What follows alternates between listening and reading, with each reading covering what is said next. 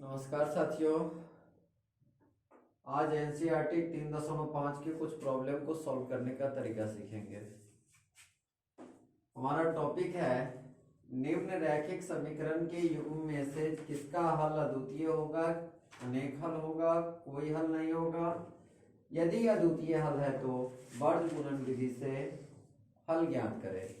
सबसे पहले देखना है कि इसके हल अद्वितीय होते हैं या नहीं, अनेक हल में है या कोई हल में, कोई हल नहीं है। तो इसके लिए सबसे पहले समीकरण, हमारा जो समीकरण निकाय होना चाहिए वो ये फॉर्म में होना चाहिए।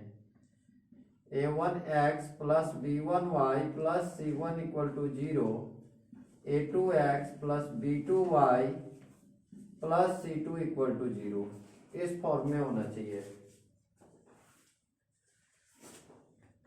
ध्यान दीजिए, यहाँ पे इस तरफ 0, इस तरफ 0, दोनों तरफ 0 है, ठीक है। तो इस रूप में तो है मेरा समीकरण निकाय। इसके 3 कंडीशन होते हैं। कंडीशन फर्स्ट, यदि a1 बट्टे a2 बराबर नहीं है b1 बट्टे b2 तो समीकरण निकाय का कोई हल नहीं होता। समीकरण निकाय का हल अद्वितीय होता है।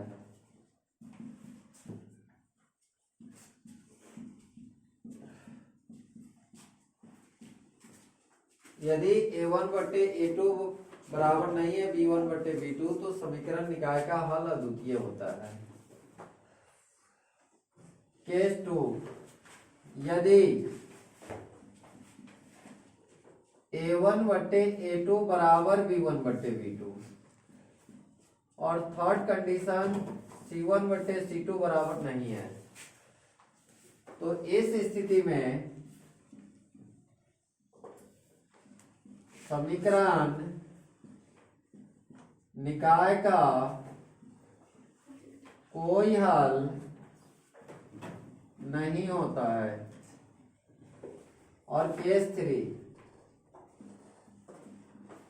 यदि a1 बट्टे a2 बराबर b1 बट्टे b2 बराबर c1 बट्टे c2, अगर ये तीनों आपस में बराबर हैं तो समीकरण निकाय का अनेक हल होंगे।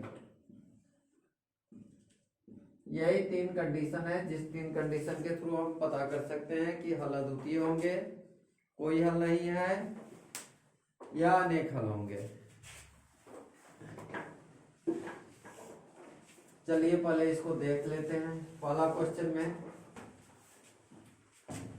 x का गुणांक a1 कहलाता है, तो यहाँ x का गुणांक 1 है। a1 बराबर 1, y का गुणांक -3 है, तो b1 बराबर -3 और c1 इक्वल टू 0, क्योंकि c1 है ही नहीं यहाँ पे। a2 बराबर x का गुणांक समीकरण 2 में 3, b2 बराबर -9, c2 बराबर -2। a1 बट्टे a2 फाइंड करेंगे 1/3, b1 बट्टे b2 -3 बट्टे -9, माइनस से -3 से 9 कट गया, 1/3 और c1 बट्टे c2 0 बट्टे -2 इक्वल टू 0। ये और ये आपस में बराबर है, बट ये बराबर नहीं है। मेरा कौन सा कंडीशन लागू हो रहा है? कंडीशन केस 2 लिखेंगे यहाँ पे, चूंकि a1 बट्टे a2 बराबर है b1 बट्टे b2 बट बराबर नहीं है c1 बट्टे c2, इसीलिए निकाय का हल, निकाय का समीकरण निकाय का कोई हल नहीं होगा। समीकरण निकाय का कोई हल नहीं होगा। पहला क्लियर हुआ। दूसरा क्वेश्चन में देखिए, समीकरण 1 समीकरण 2। अगर हम समीकरण 1 से जाए तो x का गुणांक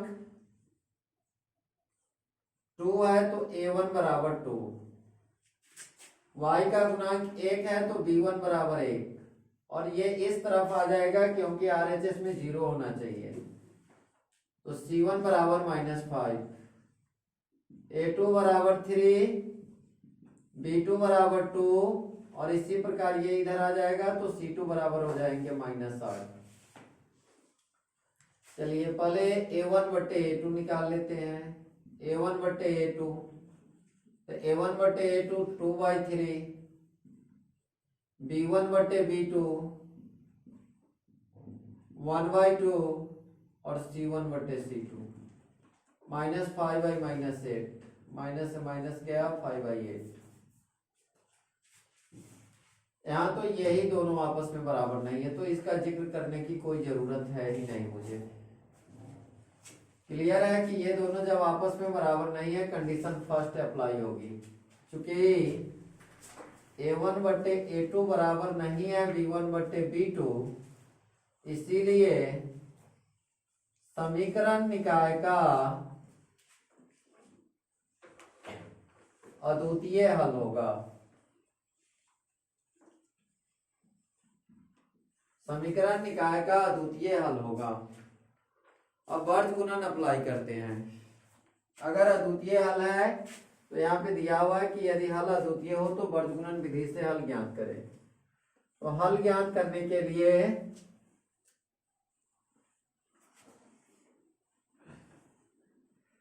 वर्ग गुणन का जो फॉर्मूला होता है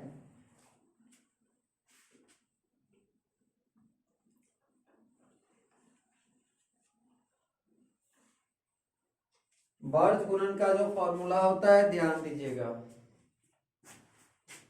समीकरण निकाय a1x plus b1y plus c1 equal to 0 और a2x plus b2y plus c2 equal to 0।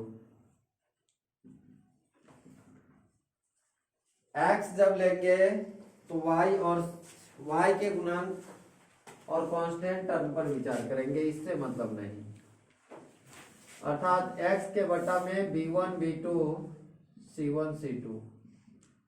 जब y लेंगे तो इससे कोई मतलब नहीं, इसका फर्स्ट टर्म यहाँ पहले आ जाएंगे, y c1 c2 a1 a2, और 1 के बटा में a1 a2 b1 b2।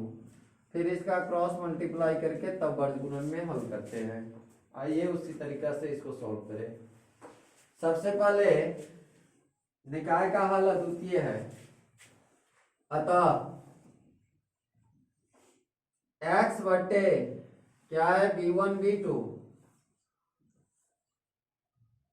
c1 c2, y बटे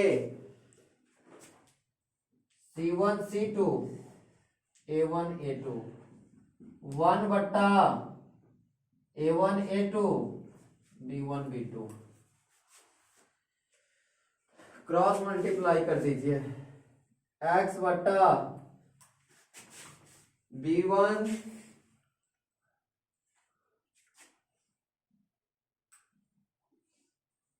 सबका दोनों तिरछा गुना, b1 c2 minus c1 b2 equal to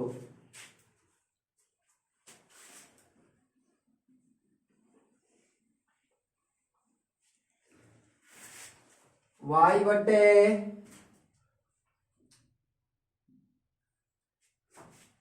c1 a2 minus a1 c2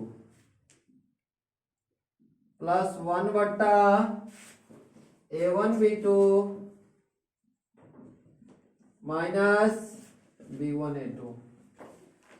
चलिए अब इस फॉर्मूला पे इसको डालिए, b1 c2, तो मेरा b1 क्या है 1 और c1 -1।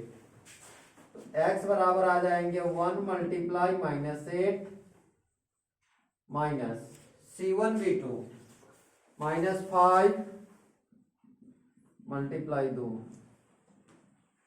C1A2 -5 मल्टीप्लाई 3 और A1C2 2 मल्टीप्लाई -8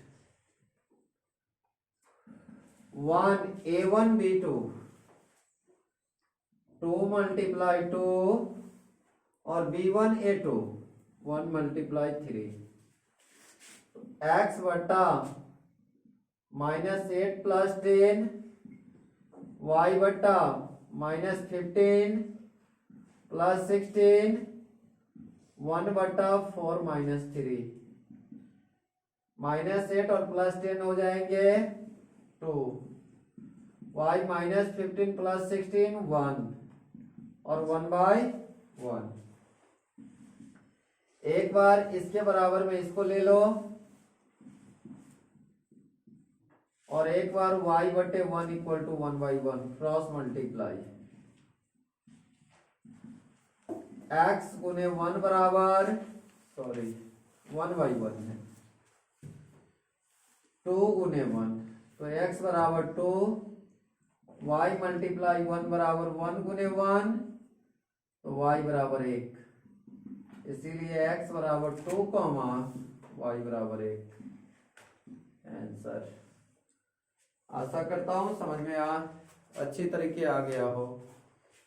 नेक्स्ट वीडियो में फिर मिलेंगे।